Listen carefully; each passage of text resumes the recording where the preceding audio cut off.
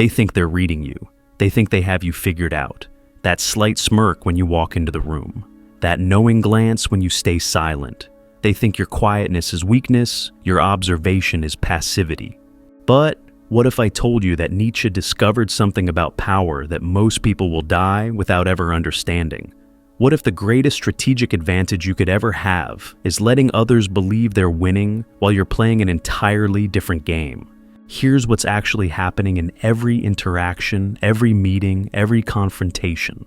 While they're talking, revealing, exposing themselves with every word, you're gathering intelligence. While they're trying to impress, trying to dominate, trying to control the narrative, you're seeing through the performance. Because Nietzsche understood something profound. The person who speaks most reveals most, and the person who observes most controls most. But this isn't about manipulation. This isn't some cheap psychological trick. This is about understanding the fundamental dynamics of human interaction at such a deep level that you transcend the need to participate in the usual games. Nietzsche called it the will to power.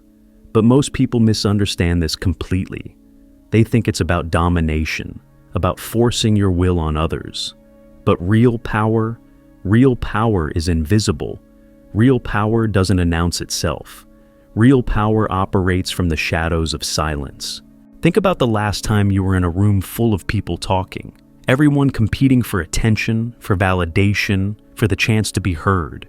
And there's always that one person who says very little, but somehow commands the most respect, not through force, not through volume, but through presence, through the quality of their attention, through the weight of their silence. That person understands what Nietzsche knew. You don't need to outsmart anyone with words when you can outmaneuver them with awareness. Let me tell you something that will change how you see every interaction from this moment forward. People are constantly telling you exactly how to defeat them. They're revealing their insecurities with every boast. They're exposing their fears with every attack. They're showing you their weak points with every defense. But you have to be quiet enough to hear it. You have to be still enough to see it. You have to resist the impulse to react, to engage, to play their game. Nietzsche wrote, "The most common lie is that which one lies to himself. Lying to others is relatively an exception. And this is the key to everything. People aren't trying to deceive you. They're trying to maintain the deceptions they've sold to themselves. The stories they need to believe about who they are, what they're worth, why they matter. And when you understand this, when you really get this, you stop seeing conversations as battles to be won and start seeing them as confessions to be heard. Here's what happens when you master the art of strategic silence. First, people become uncomfortable. They're used to the tennis match of conversation, the back and forth, the predictable patterns of social interaction. But when you don't play, when you just observe, something shifts. They start filling the silence. And in that filling, they reveal everything, their anxieties, their agendas, their authentic selves beneath the performance. But it goes deeper than this. When you stop competing for verbal space, you start noticing things others miss. The micro expressions that flash across faces. The slight tension in shoulders when certain topics arise. The way eyes dart away at specific moments. The nervous laughter that covers genuine emotion. These aren't just details, they're data. And while everyone else is focused on what to say next, you're building a complete psychological profile of everyone in the room. Nietzsche understood that most people are slaves to their need for recognition. They can't help but perform, can't help but seek approval, can't help but reveal themselves in the pursuit of validation. But when you free yourself from this need, when you no longer require the drug of external validation, you become psychologically invisible. And from this place of invisibility comes true power. Think about it. The person who needs to prove they're smart reveals their insecurity about their intelligence. The person who needs to display their success reveals their fear of being seen as a failure. The person who needs to dominate every conversation reveals their terror of being ignored. But the person who needs nothing, they reveal nothing. And in revealing nothing, they become everything. A mirror, a mystery, a force that others can't quite figure out. This is what Nietzsche meant when he said, "One must still have chaos in oneself to be able to give birth to a dancing star." The chaos isn't in your words, it's in your silence. It's in the space you create for others to project their own meanings, their own interpretations, their own fears and desires. You become a blank screen onto which they project their entire psychological landscape. And while they're busy projecting, you're busy understanding. But here's where most people get this wrong. They think strategic silence means being passive, being weak, being withdrawn. They think it means letting others walk all over you. But Nietzsche's silence isn't passive, it's actively powerful. It's the silence of the predator, not the prey. It's the silence of someone who understands that the best position in any game is the one where you can see all the pieces while remaining unseen yourself. When you master this, something remarkable happens. People start coming to you. They seek your approval without knowing why. They value your words precisely because you use them so sparingly. They respect your presence because it doesn't demand anything from them while somehow commanding everything. You become what Nietzsche called an overman, not someone who dominates others, but someone who has transcended the need to. Let me give you a practical example. You're in a meeting. Everyone's talking over each other, trying to get their point across, trying to seem important. But you sit back. You observe. You notice who interrupts whom. You notice who gets defensive about what. You notice the alliances, the conflicts, the hidden agendas. And when you finally speak, if you speak at all, your words carry the weight of all that observation. You don't need to argue. You don't need to convince. You simply state what you've seen, and suddenly everyone realizes you've been playing chess while they've been playing checkers. This is the paradox of power that Nietzsche understood so well. The more you chase it, the more it eludes you. The more you display it, the less you have it. But the more you embody it silently, the more it multiplies. Because true power doesn't need to announce itself. It doesn't need to compete. It doesn't need to prove anything to anyone. It simply is. And here's what's really gonna blow your mind. When you stop trying to outsmart people with words, you realize that most people are desperately trying to outsmart themselves. They're so busy maintaining their self-deceptions, their ego defenses, their psychological armor, that they have no energy left to actually see you. You could be completely transparent, completely honest, completely yourself, and they still wouldn't see you clearly because they're looking through the lens of their own projections. Nietzsche said, "Sometimes people don't want to hear the truth because they don't want their illusions destroyed. But when you understand this, you realize you don't need to destroy anyone's illusions. You just need to understand what those illusions are, because once you know what someone needs to believe about themselves, you know everything about how they'll behave, what they'll choose, how they'll react. This isn't cynical. This isn't cold. This is compassionate understanding. Because when you see how hard people work to maintain their self-image, when you see how much energy they expend trying to seem rather than to be, you can't help but feel a kind of tenderness for the human condition. We're all walking around in these psychological costumes, playing these elaborate roles, hoping someone will validate our performance.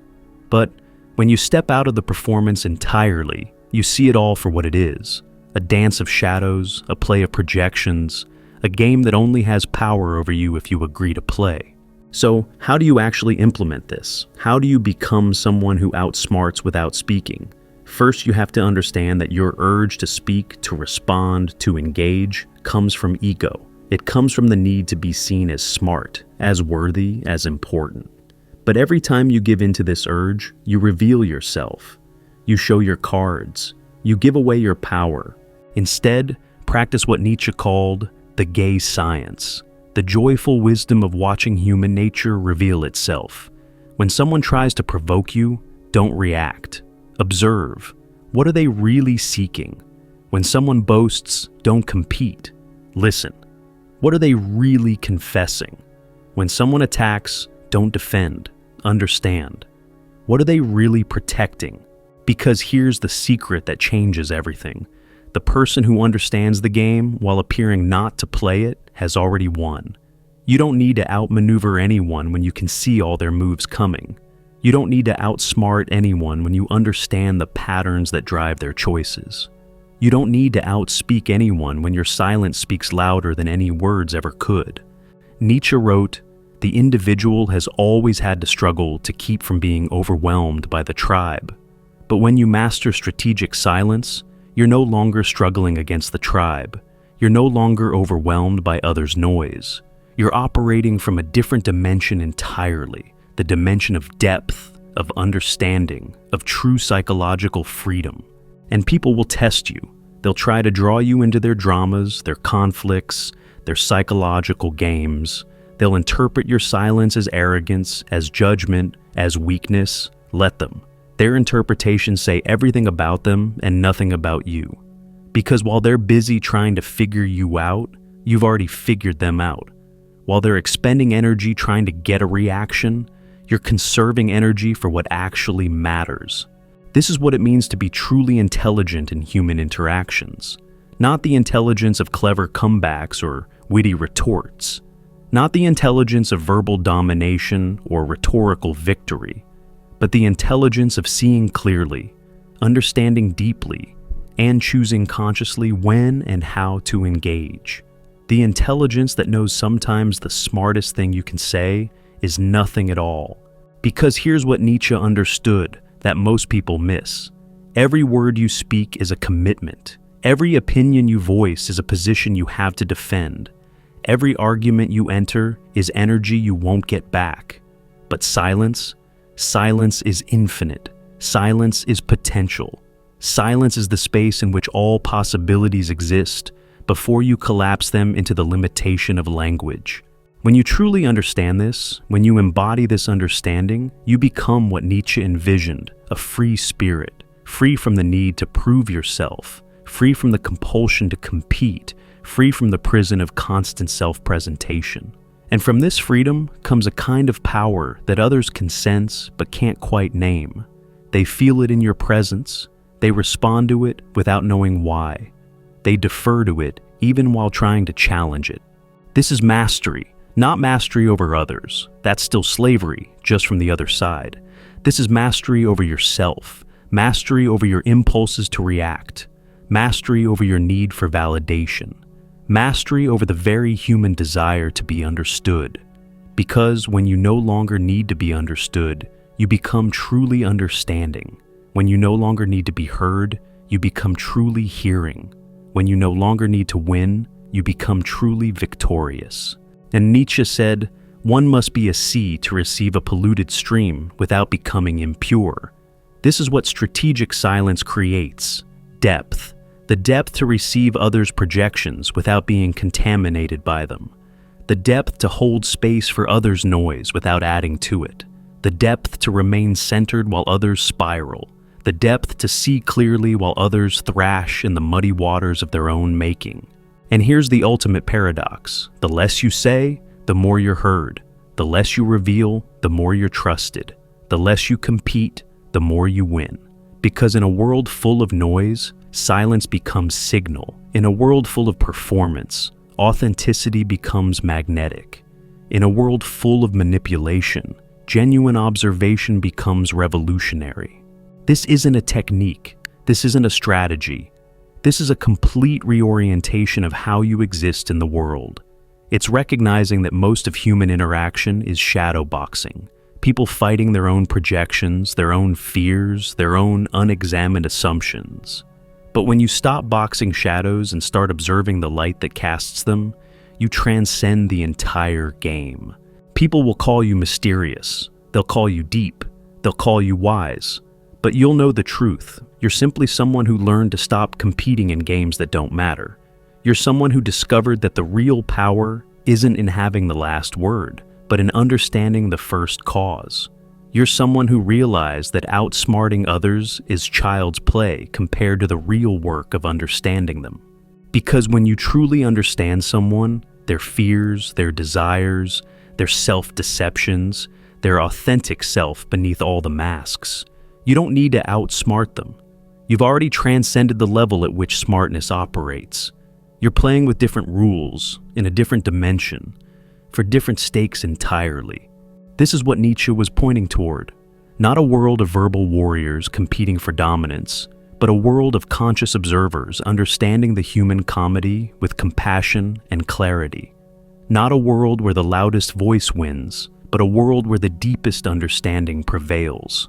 Not a world of surface cleverness, but a world of profound wisdom.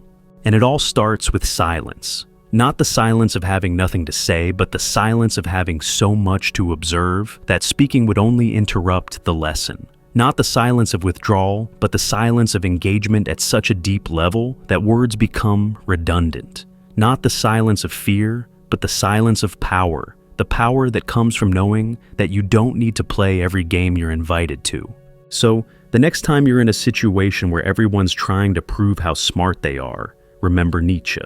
Remember that the smartest person in the room is often the one saying the least. Remember that true intelligence isn't about winning arguments, but about understanding the arguers. Remember that you don't need to outsmart anyone when you can simply understand everyone. And watch what happens. Watch how people reveal themselves when you create space for them to do so. Watch how conflicts resolve themselves when you refuse to fuel them. Watch how respect comes to you without you demanding it. Watch how influence flows to you without you grasping for it. Watch how you become powerful not by taking up space, but by being space. Space for others to project, to reveal, to exhaust themselves while you remain centered, observant, untouched. This is the art of outsmarting without words. This is the wisdom Nietzsche discovered in his solitude, in his silence, in his profound observation of human nature. This is available to you right now, in this moment. If you're willing to stop talking long enough to start seeing, if you're willing to stop competing long enough to start understanding, if you're willing to stop performing long enough to start being. The question is, are you ready for this kind of power? Are you ready to see through the games while appearing to barely notice them? Are you ready to understand others so deeply that manipulation becomes impossible and unnecessary? Are you ready to embody the kind of intelligence that doesn't need to announce itself? Because if you are, then put this into practice. The next conversation you have, say half as much as you normally would. The next conflict you encounter, observe twice as much as you react. The next time someone tries to draw you into drama, become fascinated by their need to create it instead of participating in it. And watch your life change, not because you've become more clever, but because you've become more conscious. Not because you've learned to win, but because you've learned to transcend winning. Not because you've mastered others, but because you've mastered yourself. This is Nietzsche's gift to those willing to receive it.